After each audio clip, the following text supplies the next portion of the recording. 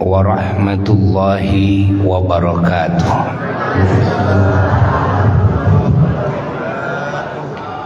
Bismillahirrahmanirrahim.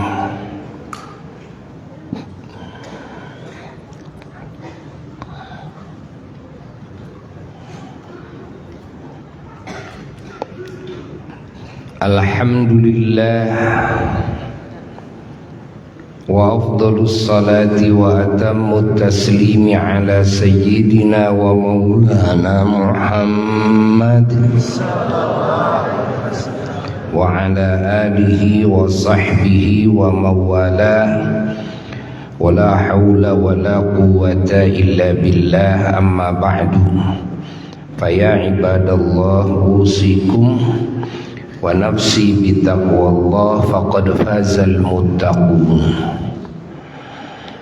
Yaqulullahu tabaraka wa ta'ala fil Qur'anil Karim, a'udzu billahi minasy syaithanir rajim. Bismillahirrahmanirrahim.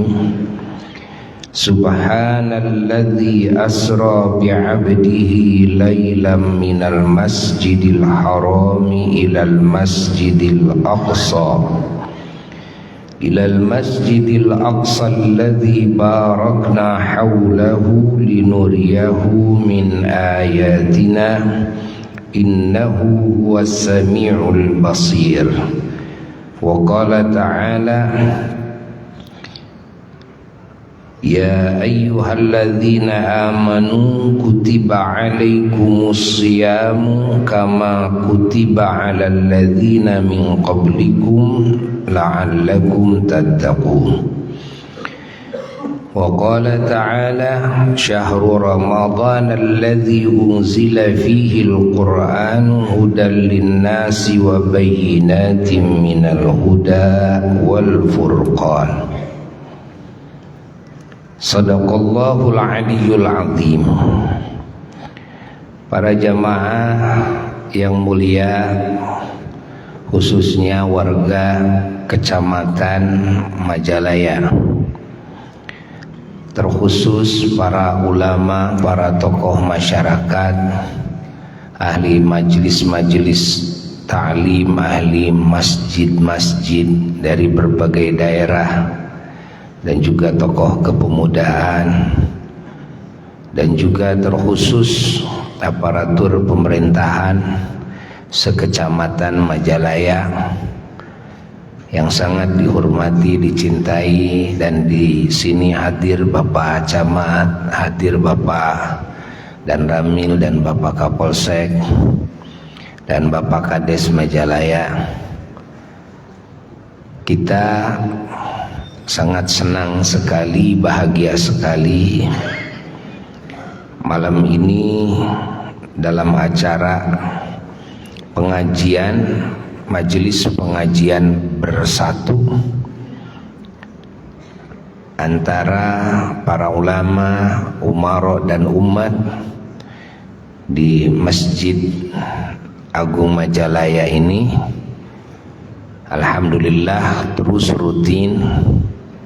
Semoga kita diistiqomahkan oleh Allah di dalam mencari ilmunya, dan di dalam mengamalkannya, dan di dalam menyebarluaskannya kepada yang lainnya, terutama kepada keluarga kita, kepada keturunan kita, orang-orang dekat kita. Kita semua malam ini diingatkan kepada keunggulan junjunan alam Sayyiduna wa Maulana Muhammad sallallahu alaihi wasallam, yang mana keunggulan beliau menjadi keunggulan umatnya, termasuk kita semua. Yang diantara keunggulan yang Allah anugerahkan kepada beliau tatkala beliau oleh Allah diisrakan dan dimi'rajkan, yakni oleh Allah diundang dengan undangan pengagungan, kecintaan, kerinduan, keridhaan, kasih sayang, keberkahan yang khusus. Undangan ini hanya ditujukan kepada satu ciptaannya, satu hambanya, satu nabinya, satu rasulnya, yakni nabi kita semua, Sayyiduna wa Maulana Muhammad sallallahu alaihi wasallam. Untuk apa diundang? Adalah untuk dipertemukan oleh Allah dengan Allah, untuk diperlihatkan kedua mata kepalanya oleh Allah kepada zat Allah, untuk diperdengarkan kedua telinganya oleh Allah kepada firman Allah yang maha terdahulu, dan untuk menerima warna-warni anugerah dari Allah, ilmu asrar dari Allah yang tanpa pelantara siapapun, dan untuk menerima anugerah perintahan sholat yang 5 waktu, yang asalnya 50 waktu. Namun dengan kemurahan Allah, Allah menguranginya menjadi 5 waktu. Namun pahalanya tetap tidak dikurangi, seperti melaksanakan 50 waktu. Dan perintahan sholat, ajaran sholat langsung oleh Allah diwahyukan kepada junjungan alam Rasulullah sallallahu alaihi wasallam ketika beliau dipertemukan oleh Allah kepadanya, yakni kepada Allah, tanpa ada pelantara malaikat Jibril dan siapapun daripada makhluk Allah. Dan juga Nabi kita diisrakan, dimi'rajkan oleh Allah untuk merahmati dan memberkahi semua alam yang agung dan ahli-ahli alam yang agung, sebagai bukti daripada apa yang Allah nyatakan, wa ma arsalnaka illa rahmatan lil alamin, dan kami tidak mengutus engkau Muhammad sallallahu alaihi wasallam kecuali engkau jadi rahmat, yakni kasih sayang bagi alam semesta.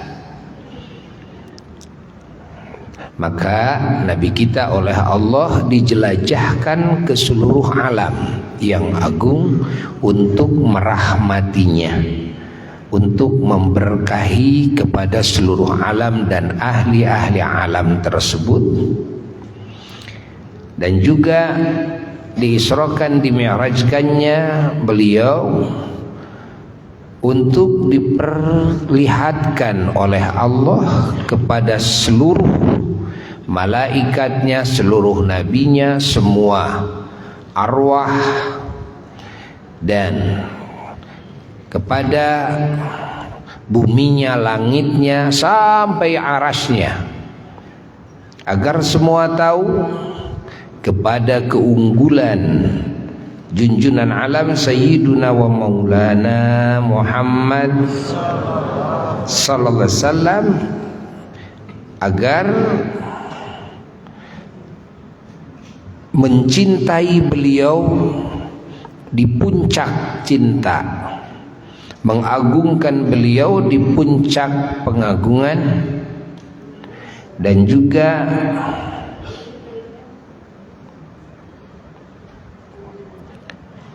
mengingat beliau di puncak ingatan dan mentaati beliau di puncak ketaatan, sebagaimana iman, yakin, cinta, mengagungkan, mengingat dan taat kepada Allah Jalla Jalaluhu wahdah.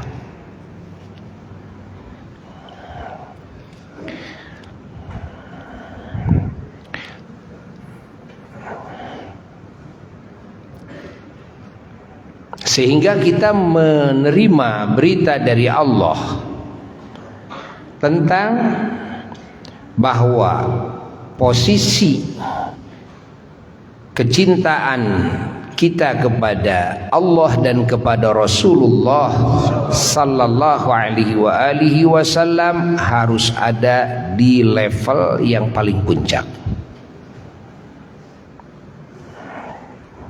Kita wajib mencintai para nabi, para rasul, para malaikat alaihissalam, dan hamba-hamba Allah yang Allah muliakan, yang Allah cintai, namun semuanya levelnya di bawah kecintaan, di bawah pengagungan, di bawah ingatan kepada Allah dan kepada Rasulullah sallallahu alaihi wasallam.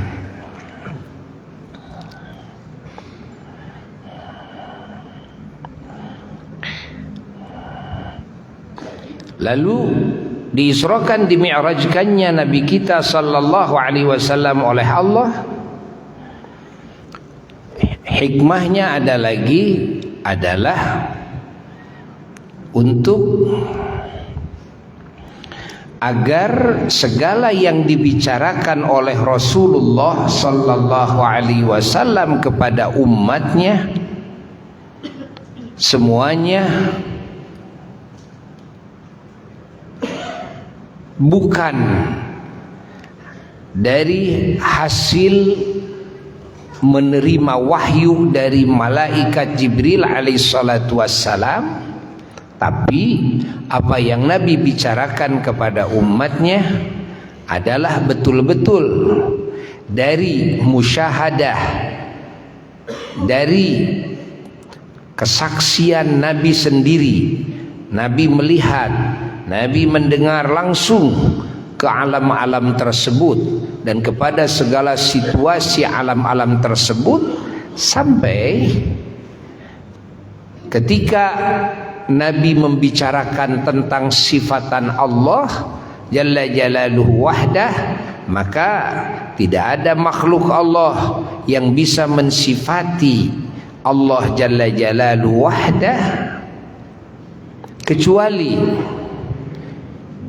itu semua dari hasil penemuan akal dan dari hasil wahyu dari malaikat Jibril alaihissalatu wassalam, kecuali hanya satu makhluk Allah yang jika berbicara tentang Allah Jalla Jalaluhu wahdah, maka beliau ditambah lagi, bukan hanya dari hasil penemuan akal sehat saja, bukan cuma dari hasil wahyu dari malaikat Jibril saja, tapi Nabi kita dikarenakan pernah diperlihatkan oleh Allah kepada zatnya.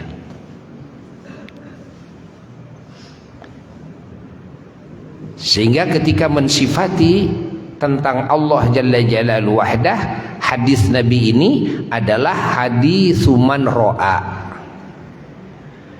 adalah hadis orang yang melihat. Kalau para nabi dan para rasul semuanya hadis-hadisnya adalah hadis man sami'a, hadisnya orang yang hanya mendengar berita saja dari malaikat Jibril alaihissalatu wassalam. Begitu pula ketika berbicara tentang alam langit, tentang kursi, tentang lauh mahfud, kalamnya, tentang mustawa, tentang kursinya Allah, tentang arasnya Allah, tentang alam-alam yang tinggi, tidak ada yang sanggup berbicara menurut penemuannya langsung, penglihatannya langsung, tidak, kecuali hanya Nabi kita Sayyiduna wa Maulana Muhammad. Sehingga level keilmuan yang beliau ajarkan kepada umatnya, level keilmuannya ada di level yang paling tinggi, dan ini akan berpengaruh kepada derajat umat beliau yang meraih ilmu ini sehingga menjadi ulama-ulama Allah. Maka level keulamaannya tidak bisa disamakan dengan level ulama-ulama di umat para rasul terdahulu. Oleh sebab itulah Nabi sallallahu alaihi wasallam pernah bersabda begini, ulama'u ummati ka anbiya'i bani Israel. Ulama-ulama umatku, kata Nabi kita, laksana para nabi-nabi Bani Israel. Subhanallah. Padahal nabi-nabi Bani Israel diantaranya Nabi Musa, Nabi Isa, ya, Nabi Sulaiman, Nabi Daud, dan kebanyakan nabi-nabi kan nabi Bani Israel alaihimussalam. Tapi kalau di umat Nabi kita, yang disamakan seperti Nabi Bani Israel itu adalah ulama yang jumlahnya sangat banyak sekali. Dari zaman beliau masih hidup, yaitu para sahabat dan ahlul baitnya, sampai hari yang ditentukan, hari akhir, hari kiamat, ulama masih ada di tiap masa. Allah sehingga kita faham bahwa salah satu hikmah Nabi kita oleh Allah dijadikan sebagai penutup kenabian dan penutup kerasulan, tidak ada lagi pengangkatan kenabian dan kerasulan karena tidak dibutuhkan. Kenapa tidak dibutuhkan? Dikarenakan umat beliau asal mengambil ilmu Allah melalui jalur beliau, lalu menjadi ulama, maka derajatnya tadi oleh Nabi kita ka'ambiyai Bani Israel. Allah. Dan jumlahnya ulama-ulama dari umat Rasulullah sallallahu alaihi wasallam tidak terhitung.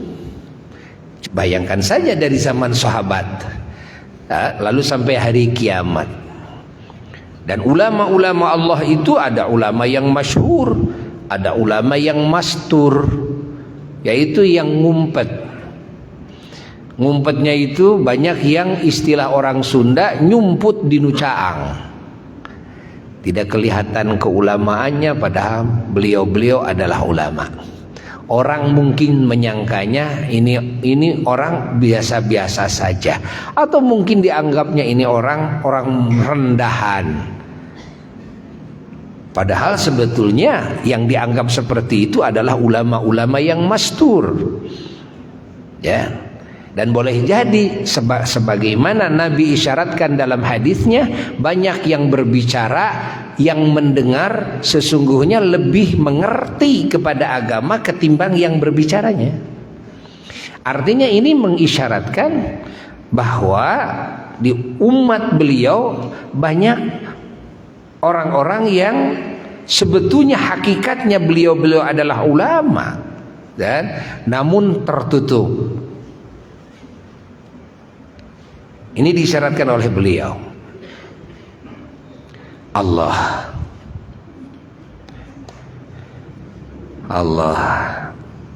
Nah, yang menjadi sebab ulama-ulama ini levelnya menjadi ka'ambiyai Bani Israel, laksana para nabi Bani Israel, dikarenakan ilmu yang diserap oleh ulama-ulama ini adalah yang diterima dari seorang rasul, ya, yang jika berbicara bukan dari hasil mendengar wahyu dari malaikat saja, tidak, tapi dari hasil penglihatan langsung. Dan Allah ini juga berpengaruh kepada umat yang awam ketika mengkaji ilmu Allah melalui ulama-ulama Allah. Maka ilmu yang diserap oleh masyarakat awam, walaupun mereka tidak jadi ulama, tetap ini akan bernilai tinggi, dan pengamalannya juga akan bernilai tinggi, dan pengajarannya, pendakwahannya, amar ma'ruf nahi munkarnya, tablignya akan bernilai tinggi. Sehingga kita tidak heran kalau umat ini usianya dipendekkan oleh Allah yang galib-galibnya antara 60-70 tahun. Tapi Masya Allah, ganjaran yang Allah berikan kepada umat Nabi akhir zaman kelak di surga dari amal di dalam umur yang sangat singkat itu jauh lebih hebat, lebih banyak ketimbang pahala yang Allah berikan kepada umat-umat para rasul terdahulu yang umurnya dipanjang-panjangkan oleh Allah. Ada yang 900 tahun, 1000 tahun, ada yang lebih. Yang 500 tahun itu biasa, punya umur 500 tahun. Yang tentu mereka beramal soleh dalam umur yang sangat panjang. Harusnya menurut perhitungan logika, ya, matematika logika, harusnya justru merekalah yang mendapatkan derajat lebih tinggi.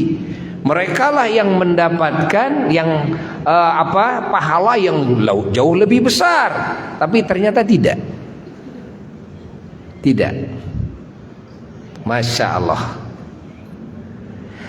Apa yang menjadi sebab? Salah satu yang menjadi sebab, ilmu yang diamalkan oleh umat Nabi Muhammad SAW, hatta oleh masyarakat awam sekalipun, yang diambil dari ulama-ulama Allah, yang ulama-ulama Allah ini ngambil dari guru-gurunya, gurunya dari gurunya, gurunya dari gurunya, sampai dari Rasulullah SAW. Rasulullah Sallallahu Alaihi Wasallam tidak hanya ngambil melalui malaikat Jibril saja, tidak. Karena kalau melalui malaikat Jibril hanya melalui pendengaran semata. Tapi Nabi kita ya melalui pengetahuan yang langsung masuk ke alamnya, menyaksikan, melihat, ya, merasakan, mencium, gitu kan, meraba, masuk ke seluruh alam. Subhanallah. Maka kita oleh ulama diajak untuk memperingati Isra Mi'raj. Sesungguhnya bukan semata-mata kita umat ini harus tahu kepada keunggulan Kangjeng Nabi Muhammad SAW, harus meyakini kepada keunggulannya semata, tidak. Tapi juga kita harus mensyukuri bahwa kita oleh Allah dipilih menjadi umat Nabi Muhammad SAW, yang mana umat Nabi Muhammad ini oleh Allah dikasih kelebihan yang luar biasa. Ya. Karena apa? Karena umat ini menerima ajaran Allahnya lewat Kangjeng Nabi Muhammad sallallahu alaihi wa alihi wasallam. Maka jangan heran, baru kita juga faham ketika Nabi Isa alaihissalatu wassalam, yang notabene beliau adalah utusan Allah, bahkan disebut ruh Allah, disebut ruh Allah, disebut kalimat Allah. Ini Nabi Isa alaihissalatu wassalam. Tapi Nabi Isa beliau lebih memilih menjadi umat Nabi Muhammad. Dalam usia 33 tahun beliau dengan malaikat Jibril ke langit. Ya. Secara zahirnya sekilas beliau menghindari kepungan kaum Yahudi yang akan membunuhnya. Terus ke langit, tapi tidak turun lagi di langit kedua. Mau beliau turun? Mau. Kapan? Nanti di akhir zaman. Begitu turun nanti ke dunia di akhir zaman, sebagai apa beliau? Secara pribadi beliau sebagai rasul tetap, tapi rasul non aktif. Kenapa non aktif? Karena kalau rasul aktif pasti beliau mendakwahkan Al-Injil, mengamalkan Al-Injil, dan maka disebut rasul non aktif. Rasul tapi rasul non aktif. Nah, lalu yang diaktifkan apa? Adalah yang diaktifkan pengikutan beliau kepada sunnahnya Kangjeng Nabi Muhammad. Yang diaktifkan adalah dan pengamalan beliau kepada Quran. Masya Allah. Dan beliau menyebarkan Quran dan sunnah Nabi Muhammad sallallahu alaihi wasallam kepada umat Islam bersama para ulama-ulama umat Islam. Masya Allah. Di sisi lain beliau sebagai umat Kangjeng Nabi Muhammad sallallahu alaihi wasallam. Nah, apa-apa di antara hikmahnya yang tadi, hikmahnya beliau tahu bahwa derajat orang yang punya hubungan dekat, apalagi bisa dekat dengan fisiknya juga dengan Kangjeng Nabi Muhammad sallallahu alaihi wasallam, apalagi nanti di akhirat, apalagi nanti di surga, ini adalah kenikmatan yang paling puncak, derajat yang paling tinggi. Dan tidak bisa lebih dekat dengan Nabi Muhammad SAW kecuali umatnya. Masya Allah, Masya Allah. Ya, sehingga beliau memilih menjadi umatnya, memilih mengamalkan Al-Quran daripada mengamalkan Al-Injil, memilih mengamalkan sunnahnya Rasulullah sallallahu alaihi wasallam dan menyebar luaskannya kepada manusia. Masya Allah. Apakah ini cuma Nabi Isa saja? Tidak. Di dalam hadis disebutkan ada guru Nabi Musa, ya, yang sebelum Nabi Isa. Siapa? Nabi Khadir alaihissalatu wassalam pun beliau, Masya Allah, dan memohon kepada Allah ingin dipanjangkan umur. Lalu oleh Allah dikasih tahu melalui wahyu bahwa yang menjadi faktor penyebab salah satunya adalah meminum air dari lautan kahuripan, dan lautan kehidupan, yang mana kalau bisa meminum seteguk saja dari lautan tersebut, maka ini yang meminum akan dipanjangkan umurnya sampai akhir zaman. Masya Allah. Lalu beliau mencari, terus ketemu. Di dalam riwayat disebutkan ketika beliau memimpin pasukan komando jihad, ya, pasukannya Raja Iskandar Zulkarnain. Iskandar Dzulqarnain ini menurut sebagian ulama ya raja ya nabi. Yang pasukannya ada bangsa jin, pasukannya itu bukan cuma manusia saja. Nah, ini Raja Dzulqarnain inilah yang mengepung Ya'juj wa Ma'juj di masa itu. Dikepung, dimasukkan ke benteng yang dibikin dari timah baja, gitu kan. Nah, yang nanti akan jebolnya nanti di akhir zaman, di zaman Nabi Isa alaihissalatu wassalam, kalau sudah turun ke muka bumi. Nah, Allah yang disebutkan ini dalam Quran, ya, Ini Nabi Khidir alaihissalatu wassalam, di perjalanan itulah beliau menemukan Bahrul Hayat, yakni lautan kehidupan. Begitu beliau diperlihatkan oleh Allah, dibuka hijab, kelihatan, langsung ciduk, langsung diminum. Begitu sudah diminum, kan, Masya Allah, walaupun melewati ratusan tahun, ribuan tahun, dan beliau tetap dikasih kekuatan, ya, tidak rubah, dikasih kekuatan seperti masa itu, ya, usia beliau di masa itu. Nah, ini ya, kalau ditelusuri apa yang diinginkan oleh Nabi Khidir, apakah ingin panjang umur, ingin menikmati dunia lebih lama? Kan? Lah, mustahil para nabi tujuannya seperti itu. Mustahil para nabi tujuannya seperti itu. Lalu apa? Ternyata Nabi Khidir alaihissalatu wassalam, beliau menginginkan menjadi umat Nabi Muhammad sallallahu alaihi wasallam. Masya Allah. Nabi Musa alaihissalatu wassalam, begitu diturunin wahyu oleh Allah di dalam suhuf, ya, lembaran Taurat, di situ ada tentang sifatan-sifatan keunggulan, keistimewaan Nabi akhir zaman dan umatnya. Sehingga Nabi Musa alaihissalatu wassalam menangis kepada Allah, terus berdoa ingin dijadikan umat Nabi itu.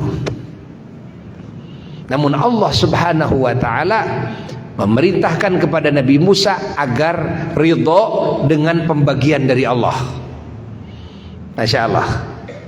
Adapun Nabi Khidir alaihissalam dikasih izin oleh Allah subhanahu wa ta'ala, akhirnya dipanjangkan umurnya. Nabi Isa dikasih izin oleh Allah, akhirnya dipanjangkan umurnya oleh Allah, sehingga bisa bertemu dengan Rasulullah sallallahu alaihi wasallam dan menjadi umat Nabi.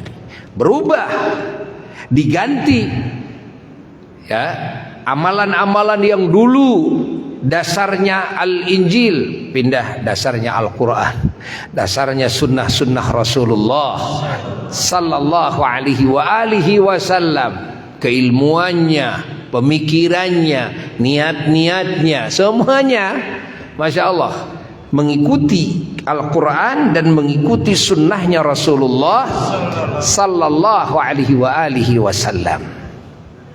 Allah, Allah, Allah. Lalu di antara yang diinginkan apa? Adalah di antara yang diinginkan, karena cita-cita semua para nabi dan para rasul, para malaikat, bahkan para wali-wali Allah, bahkan orang-orang saleh dan orang-orang yang mengerti kepada bab ini, cita-citanya adalah ingin bisa bertemu dengan Allah, ingin bisa melihat zat Allah. Namun semuanya tidak ada yang diizinkan, kecuali nanti kalau sudah mati, yang kedua kalau sudah kiamah, yang ketiga kalau sudah masuk surga. Sebelum mati nggak ada yang diizinkan, nggak ada yang diizinkan, kecuali hanya satu makhluk Allah yang diizinkan, adalah Sayyiduna wa Maulana Muhammad sallallahu alaihi wasallam. Maka ini Nabi Isa alaihissalatu wassalam dan Nabi Khidir alaihissalatu wassalam sangat menginginkan asror, rahasia dan cahaya ilahi yang nempel pada wajahnya Rasulullah SAW, yang nempel pada jasmaninya, ruhaninya Rasulullah sallallahu alaihi wasallam, yang nempel pada segala sesuatunya Rasulullah sallallahu alaihi wasallam. Ketika beliau tidak bisa melihat zat Allah, minimal beliau menginginkan bisa melihat wajah makhluk yang bisa melihat zat Allah Jalla Jalaluhu wahdah. Allah, Allah, Allah. Maka Nabi Musa alaihissalatu wassalam, kalau kita ungkap riwayat, beliau-beliau, ya, ada Nabi Ibrahim, ada Nabi Musa, ada Nabi Isa, ada Nabi Yahya, ada Nabi Adam alaihissalatu wassalam, ada Nabi Idris alaihissalatu wassalam. Beliau-beliau ini pertama-tama waktu Rasulullah sallallahu alaihi wasallam diisrakan ke Masjidil Aqsa, disambut oleh semua para nabi, para rasul yang 124.000 nabi, semuanya menyambut Rasulullah sallallahu alaihi wasallam, dan arwahnya para wali, arwah para syuhada, para solehin, bangsa manusia, bangsa jin yang kumpul di Masjidil Aqsa semuanya, masya Allah. Nah ini sebelum Nabi kemana? Ke langit. Sebelum Nabi bertemu dengan Allah Jalla Jalaluhu wahdah.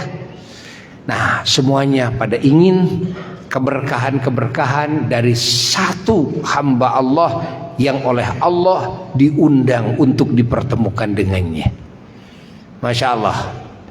Lalu ketika Rasulullah SAW ke langit, Nabi Adam yang tadi ikut berjamaah di Masjidil Aqsa dengan Rasulullah SAW, dan semua Nabi, semua Rasul dan malaikat ada di belakang Rasulullah SAW menjadi makmum.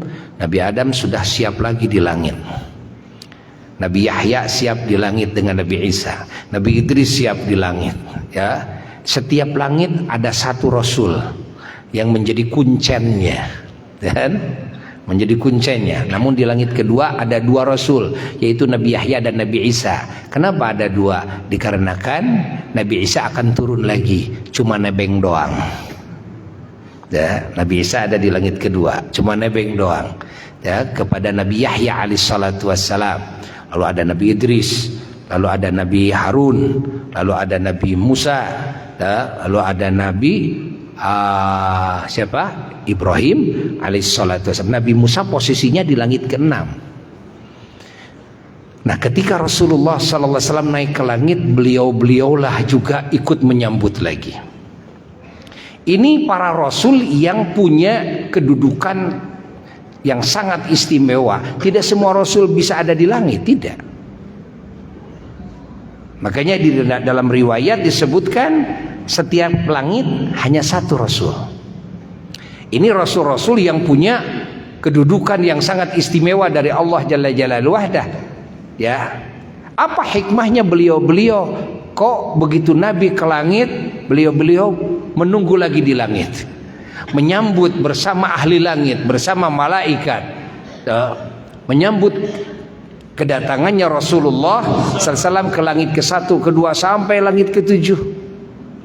Dan apa hikmahnya? Hikmahnya beliau-beliau ini ingin mendapatkan cahaya, asrar, madad, pertolongan dan warna-warni anugerah dan dari Allah melalui junjunan alam Rasulullah sallallahu alaihi wasallam yang telah bertemu dengan Allah, yang telah melihat zat Allah, yang telah mendengar firman Allah Jalla Jalaluhu wahdah.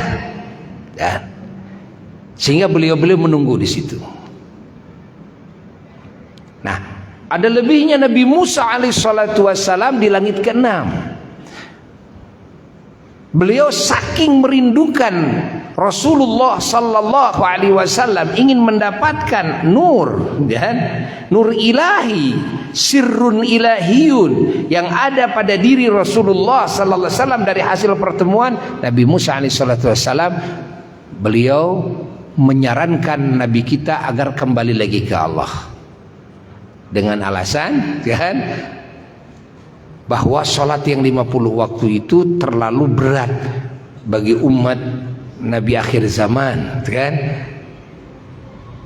Padahal di satu sisi Nabi Musa alaihissalatu wassalam, beliau karena masih merindukan, ingin bertemu lagi dengan Rasulullah SAW. Kalau Rasulullah sudah ke dunia, wassalam, kan? Tapi Rasulullah sengaja dorong, beliau memberikan usulan agar kembali lagi kepada Allah Subhanahu wa taala. Begitu bertemuan dengan Allah yang kedua, turun lagi, ya, setelah dipotong dari 50 waktu sholat menjadi 45 sholat, begitu turun ke langit ke-7, turun ke langit ke-6, dicegat lagi oleh Nabi Musa alaihissalatu wassalam. Nabi Musa menyarankan lagi Nabi kita agar kembali lagi kepada Allah, meminta lagi keringanan, bolak-balik setiap pertemuan dengan Allah, pertemuan dengan Nabi Musa, setiap pertemuan dengan Allah dikurangi 5 salatan, bolak-balik antara Nabi Musa dengan Allah, Nabi Musa dengan Allah, Nabi Musa dengan Allah, itu 10 kali. Allah itu 10 kali. Kenapa Nabi Musa kok seperti itu? Sampai akhirnya 5 waktu. Dan Rasulullah disarankan lagi, kembali lagi sudah 5 waktu nih. Dan Rasulullah mengatakan, saya malu oleh Allah Ta'ala. Dan nah, ada apa di balik itu? Nah, Nabi Musa alaihissalatu wassalam, beliau waktu di dunia itu sebelum wafatnya, beliau satu-satunya makhluk Allah.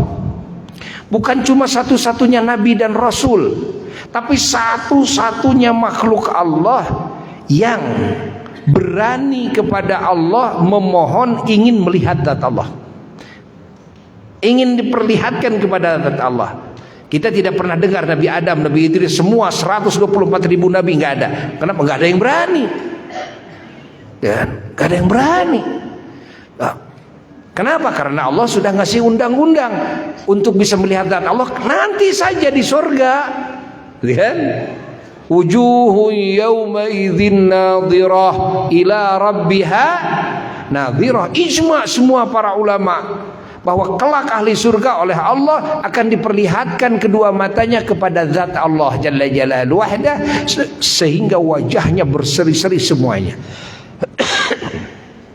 Saking bahagianya, kenikmatan tertinggi ahli surga, derajat tertinggi makhluk ketika nanti di surga dipertemukan oleh Allah kepada Allah, diperlihatkan oleh Allah kepada zat Allah, diperdengarkan oleh Allah kepada firman Allah Jalla Jalaluhu wahdah.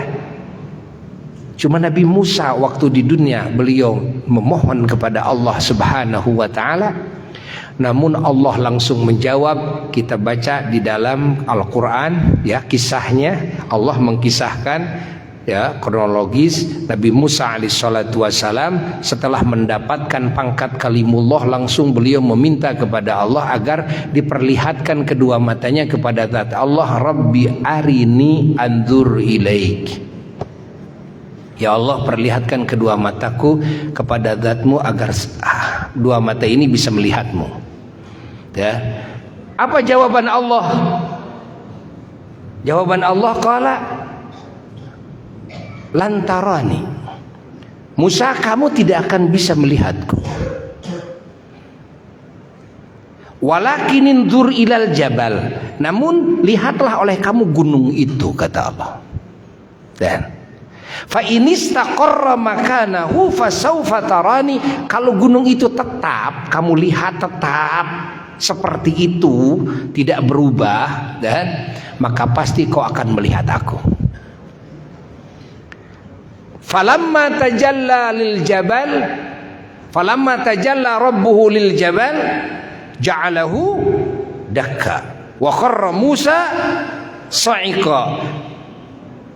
Ketika Allah bertajalli, apa bertajalli? Ya, menampakkan, kan? Kepada apa? Kepada gunung tersebut. Apa makna menampakkan? Allah Subhanahu wa taala mengambil nur, cahaya dari hijab. Hijab itu apa? Penghalang, ya.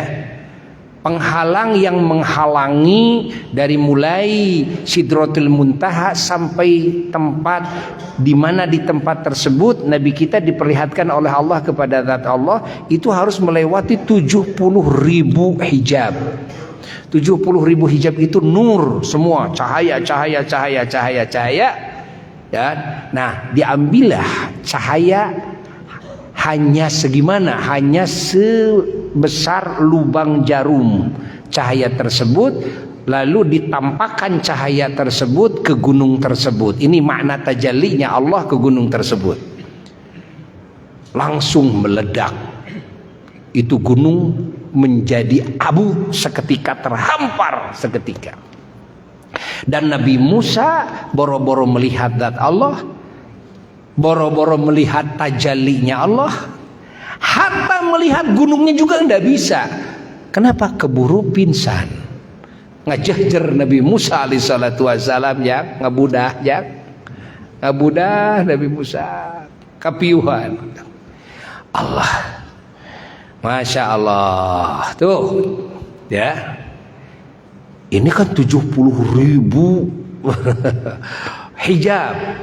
Ini bukan dari satu hijab ngambilnya. Nur hanya sebesar apa?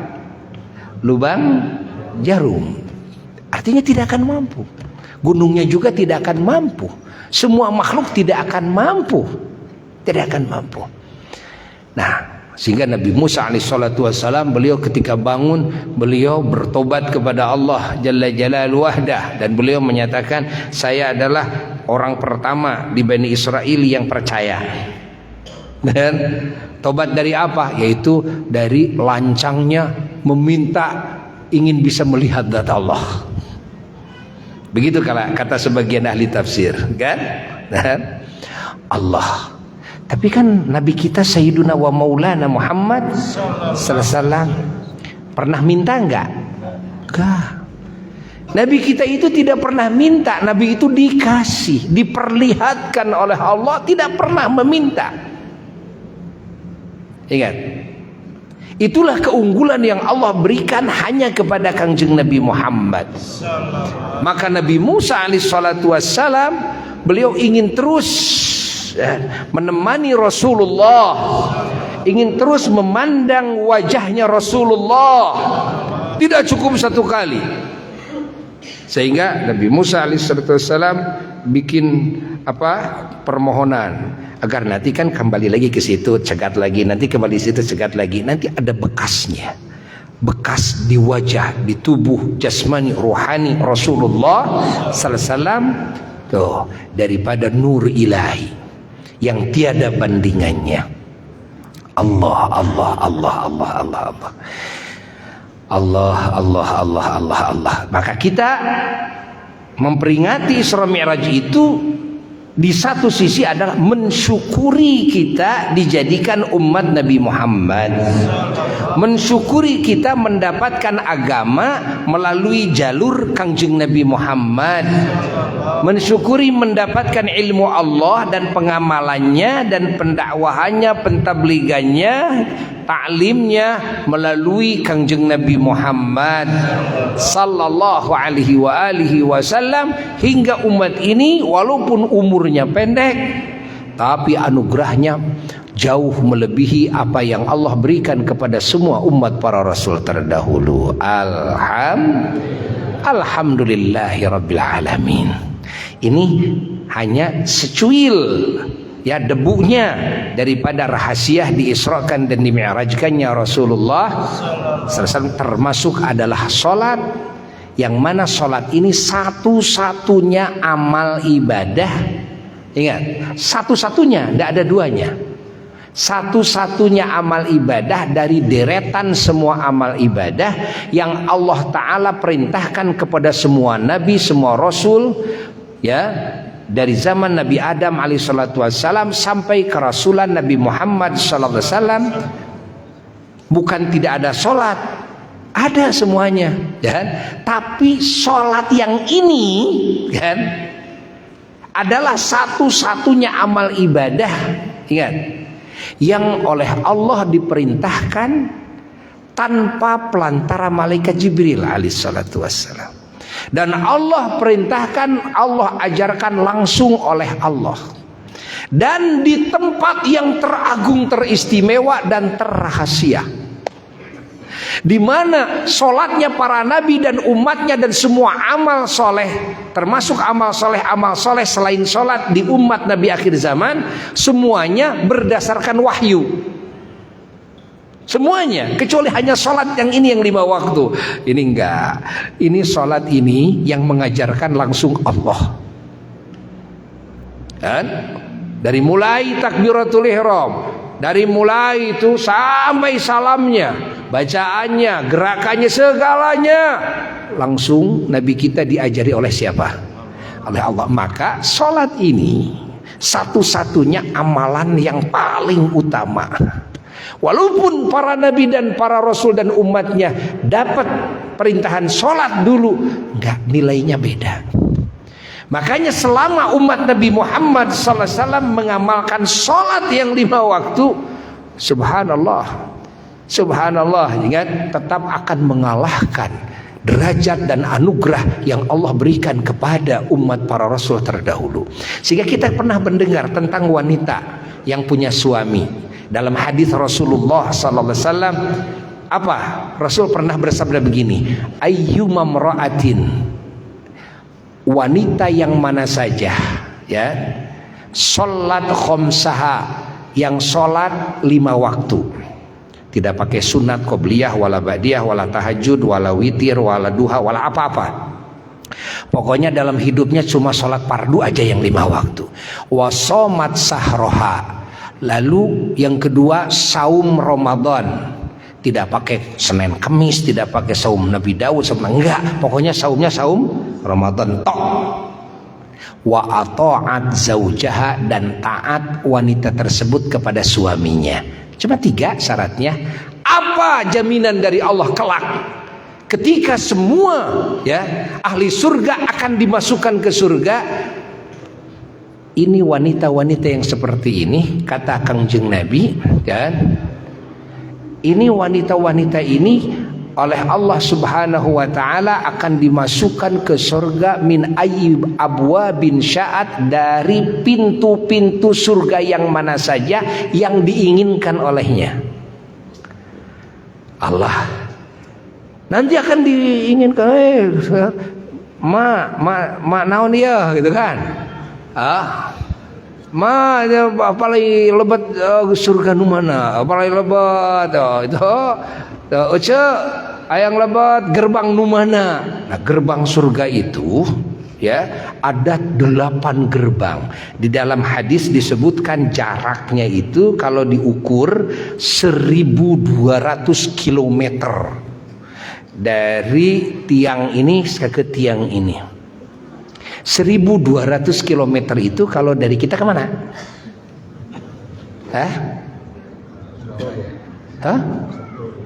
Santolo. 1200 km. Ini ada 8 gerbang. Masya Allah. Ya kalau se-Indonesia saja bareng masuknya, itu nggak akan berjubel, nggak ya? 1200 kilometer. Makanya dalam Quran yang masuk surga itu zumaro. Apa zumaro itu? Ngalet jang kema mau sorangan keeng ke sorangan wae. Ngalet zumaro. Allah.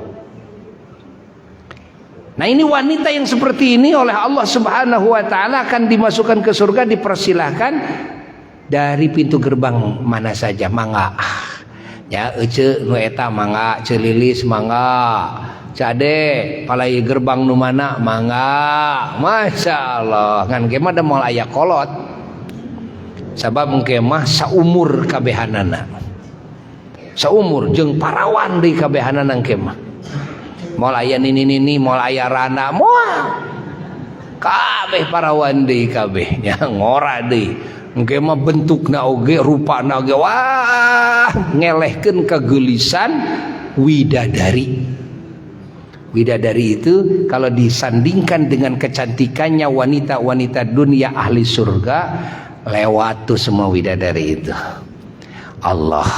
Makanya jangan pesimis walaupun di dunia tuh boga banget kurang tina pas-pasan. Jangan pesimis. Yang penting bertakwa saja kepada Allah. Salat yang 5 waktu, saum ya Ramadan, lalu apa? Taat kepada suami. Insyaallah dipilihkan nanti Allah. Bayangkan tuh. Dan salat oleh Allah dijadikan tiangnya agama. Di mana tanpa sholat yang 5 waktu, semua amalan-amalan dalam agama laksana kita mau mendirikan bangunan tidak ada tiang, akhirnya berserakan di tanah. Saum berserakan, haji berserakan, sodakoh jariah berserakan semuanya. Kenapa? Tidak jadi bangunan. Kenapa tidak jadi bangunan? Ya karena tiangnya juga kagak ada, sholatnya kagak ada. Nah, maka semua amalan-amalan ibadah tanpa sholat tidak bisa diterima kecuali menunggu didirikan dulu apa? Sholat yang 5 waktu. Nah, oleh sebab itulah ya, saking pentingnya sholat ini, Rasulullah SAW ketika di akhir hayatnya dalam sakaratul maut, di antara yang beliau wasiatkan dalam ucapan beliau yang terakhir, as-shalah, as-shalah. Tuh, mihape sholat, mihape sholat, as-shalah, as-shalah. Allah, kita pun juga harus mewasiatkan sholat ini kepada anak cucu kita. Jangan sampai berani-berani meninggalkan sholat yang 5 waktu. Allah, Allah, Allah, Allah, Allah, Allah. Alhamdulillah. Bahagia kita menjadi umat Nabi Muhammad. Semoga diistiqomahkan, semoga ditetapkan, semoga diabadikan sebagai umat Nabi Muhammad sallallahu alaihi wasallam. Bahkan terus derajat kita ditingkat-tingkatkan oleh Allah sehingga menjadi umat yang terbaik. Ya, dan di akhir hayat kita diberi husnul khotimah yang paling sempurna dengan keagungan junjungan alam Rasulullah sallallahu alaihi wasallam. Lalu di akhir pertemuan Buya ini, Buya mengajak kepada semuanya para hadirin hadirat umat Islam untuk memakmurkan bulan Syaban dan juga memakmurkan bulan Ramadan dengan sebaik-baiknya amalan, dengan zikir, dengan baca Quran, dengan salawat, dengan salat-salat sunnah, dengan banyak sedekah ya jariah, dengan banyak membela orang-orang yang butuh pertolongan, dengan banyak berdoa dan mendoakan sesama ya, dengan segala kebaikan dunia dan akhirat, dan juga terus menjalin tali silaturahmi, membangun ukhuwah persaudaraan agar lebih kuat ya, dan juga mensucikan jiwa dari segala sifat-sifat yang tercela, mendandani jiwa dengan segala sifat-sifat yang terpuji, dan banyak bersyukur kepada Allah Jalla Jalaluhu Wahdah di setiap saat ya. Terus makmurkan bulan Syaban ini dan bulan Ramadan yang akan datang. Semoga kita dipanjangkan oleh Allah, dimasukkan ke bulan Ramadan dan dikasih hidayah dan taufik untuk bisa memakmurkannya dengan ibadah-ibadah yang barusan disebutkan. Wabil khusus ya, Buya mengingatkan pada hari Senin malam Selasa yang akan datang ya, itu adalah malam nisfu Syaban. Malam nisfu Syaban, malam pertengahan Syaban adalah disebutnya Lailatul Qadar. Disebut juga Lailatul Takdir, disebut juga Lailatul Idqi ya, malam pembebasan dari api neraka. Disebutnya juga Lailatul Ghufran, malam ampunan. Disebut juga Lailatul Tajalli, malam tajallinya Allah ke langit dunia ke hamba-hambanya. Disebut juga Lailatul Ijabah, malam diijabah. Disebut juga Lailatul Qubul, diterimanya amal oleh Allah Jalla Jalaluhu. Banyak nama malam nisfu Syaban itu. Lebih dari 20 nama ya malam nisfu Syaban itu.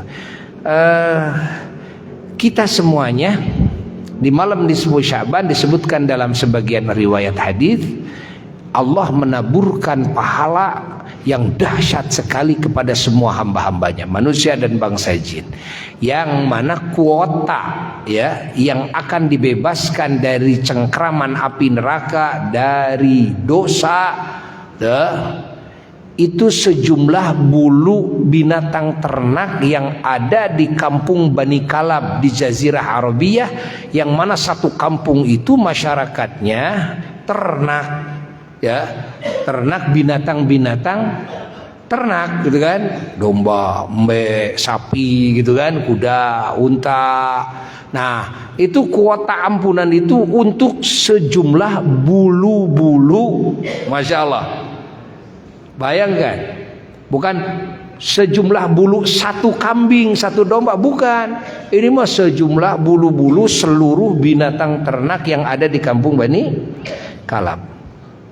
Yang ini kalau diprediksikan, kan? Kalau diprediksikan kemungkinan besar kuota masih ada, walaupun manusia semuanya dari zaman Nabi Adam sampai hari kiamat diampuni, bangsa jin diampuni semuanya, kuota tetap masih tersisa. Lah, kalau begitu semua masuk surga? Bukan begitu, bukan begitu. Nabi mengatakan ada yang dikecualikan, bahwa di malam tersebut ketika Allah menaburkan ampunannya, ada beberapa orang yang mereka tidak akan dapat. Siapa? Satu yang kafir, dua yang musyrik, ya, kepada Allah. Nah, ketiga adalah orang yang membunuh manusia tanpa haknya. Keempat adalah orang yang menyakiti hati ibu bapaknya. Kelima, orang yang tukang minum arak dan tukang ngidap narkoba. 6, orang yang berani meninggalkan sholat fardu. 7, orang yang ada permusuhan dalam hatinya dengan sesama muslim, tidak mau islah. 8, orang yang memutuskan tali silaturahmi. Allah. 9, orang yang datang ke tukang sihir mau menyihir orang. 10 adalah tukang sihirnya.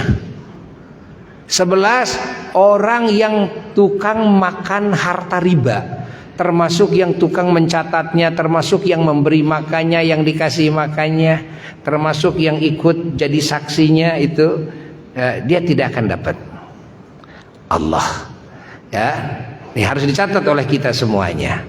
Makanya sebelum malam Selasa harus dipastikan dulu kita bersih dari ini semua. Ditambah lagi yang ke-12 adalah orang yang zina, ya. Artinya ini semua orang yang tidak bertobat. Kalau bertobat sebelum malam nisfu Sya'ban, nah, dia punya harapan besar mendapatkan ampunan Allah yang ditaburkan di malam tersebut. Dia punya harapan besar juga dikabulkan doa-doanya oleh Allah Jalla Jalaluhu. Nah, maka budaya, ya, leluhur kita kalau mau nisfu Sya'ban itu suka ada ngarwahkeun. Di Jawa juga sama, ada ruahan, ya. Ruahan. Apa itu ruahan? Yaitu mendoakan arwah orang tua. Kesananya arwah mukminin mukminat, muslimin muslimat, ya. Agar apa? Agar, ya, kita mendapatkan ridho orang tua, kita mendapatkan maaf dari orang tua kita. Kalau orang tua sudah wafat, kalau orang tua masih hidup, datang ke orang tua, minta maaf, minta halal, minta doa kepada orang tua. Kalau orang tua sudah wafat, hadiahin, ayo sedekah atas nama orang tua kepada saudara tetangga, kumpulin tahlil, baca yasin, datang ke kuburannya. Ini jadikan budaya oleh para ulama-ulama dan orang-orang saleh. Tujuannya diantaranya adalah supaya ketika malam nisfu Sya'ban Allah menaburkan ampunan, kita dapat. Ketika Allah Ta'ala menurunkan ijabah, kita dapat ijabah. Ketika Allah menerima amal soleh hamba-hambanya, amal kita diangkat, ya, sampai kepada Allah Jalla Jalaluhu wahdah. Dan meniru Rasulullah Sallallahu Alaihi Wasallam yang di malam nisfu Sya'ban beliau keluar dari rumahnya tanpa bicara kepada istrinya Sayyidatuna Aisyah. Lalu dicari oleh Sayyidatuna Aisyah dengan Sayyidatuna Fatimah Az-Zahra dan Sayyidina Ali bin Abi Thalib, ya, dan Sayyidina Hasan dan Sayyidina Husain radhiyallahu anhum ajmain. Ketemu Nabi kita sedang ada di tengah-tengah kuburan Baqi'. Sedang apa? Berdoa, mendoakan para arwah. Ya, ini istilah ngarwahkeun. Dan lalu Rasulullah kembali lagi ke rumahnya, lalu Rasulullah sholat semalaman. Oleh sebab itulah orang-orang soleh tuh suka menghidupkan malam nisfu Sya'ban, termasuk dengan sholat, dengan mendoakan, ya, dengan berdoa dan warna-warni amal soleh. Ikutilah oleh kita, hidupkan malam nisfu Sya'ban, ya. Dan juga sambut oleh kita Ramadan, ya. Dan bangun kebahagiaan dalam hati kita dengan datangnya Ramadan, ya, bulan yang menjadi keuntungan yang besar bagi kita, kemuliaan yang pokoknya luar biasa bagi kita, ya. Kebahagiaan, keselamatan, ya, anugerah yang tiada bandingannya, sehingga bulan Ramadan disebut oleh Rasulullah sallallahu alaihi wasallam, wa Ramadan syahru ummati. Bulan Ramadan itu bulan umatku, kata Kanjeng Nabi, alias bulan kita. Kenapa disebut bulan kita? Karena Ramadan itu adalah bulan yang betul-betul menjadi keuntungan terbesar bagi umat Nabi Muhammad sallallahu alaihi wasallam. Sambut oleh kita semuanya, ya. Makanya dalam doa Nabi ketika muncul bulan, ya, di maghrib malam 1 Rajab, maka Nabi langsung berdoa dan diikuti oleh para sahabatnya dan oleh umatnya sampai kita apa? Allahumma barik lana fi Rajab wa Sya'ban wa balighna Ramadan. Ya Allah, berkahkan bagi kami di bulan Rajab dan bulan Sya'ban, sampaikan kami ke bulan Ramadan. Semoga kita diberkahkan oleh Allah di bulan Sya'ban ini, di sisa bulan Sya'ban, dan disampaikan kita ke bulan Ramadan, yang tujuannya bukan sekedar masuk umur kita ke bulan-bulan tersebut, tapi tujuannya adalah kita bisa mengabdi kepada Allah dengan sebaik-baiknya pengabdian di bulan-bulan tersebut, ya. Semoga dikabul oleh Allah Jalla Jalaluhu wahdah, dan segala dosa kita semoga diampuni oleh Allah, segala aib kita ditutupi oleh Allah, segala yang kita cita-citakan dari segala kebaikan dunia dan akhirat semoga disampaikan oleh Allah. Insyaallah kita bertemu kembali di bulan yang akan datang. Panjang umur semuanya, ya, dan juga disehatkan, dikuatkan jasmani dan rohaninya, dilimpahi rizki, dilimpahi nikmat, dilimpahi anugerah yang tiada hentinya, dan juga semoga di akhir hayat mendapatkan husnul khatimah yang paling mulia dan mendapatkan syafaat dari Rasulullah sallallahu alaihi wasallam, dan dimasukkan ke surga Firdaus A'la tanpa dihisab, tanpa diazab, tanpa mendapatkan celaan sekecil apapun, dengan syafaatnya Rasulullah sallallahu alaihi wasallam. Wa ila hadratin Nabil Mustafa Rasulullah sallallahu alaihi wasallam syai'ulillahi lahul Fatihah.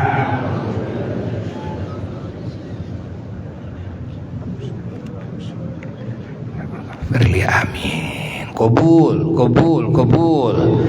Bapak-bapak, ibu-ibu semuanya, hari Ahad sekarang jangan lupa Buya mengundang semuanya. Bapak Camat juga sama diundang, Bapak Kapolsek, Bapak dan Ramil, dan semua jajaran pemerintahan, para tokoh masyarakat dan tokoh kepemudaan, wabil khusus para ulama, para santrinya dan para jamaah semua, untuk bisa hadir dalam acara mengagungkan Isra Mi'rajnya Rasulullah sallallahu alaihi wasallam, dan mengisi bulan Sya'ban, menyambut juga nisfu Sya'ban dan menyambut Ramadan, ya, bersilaturahmi bersama ulama, umara dan umat pada hari Ahad sekarang pagi-pagi sampai zuhur. Hari Ahad sekarang dari pagi sampai zuhur, tidak lewat Ahad, hari Ahad sekarang, ya, tanggal 1 Februari. Tempatnya di Pesantren Pusat Asy-Syifa wal Mahmudiyah di Simpang Pemulihan Sumedang. Itu dia macaketnya, mending jalan Parakan Muncang katanya. Plus gitu kan, caket dah. Insyaallah panjang iswa sadayana, ya. Sakitu nu kabihatur. Wassalamualaikum warahmatullahi wabarakatuh. Alhamdulillah.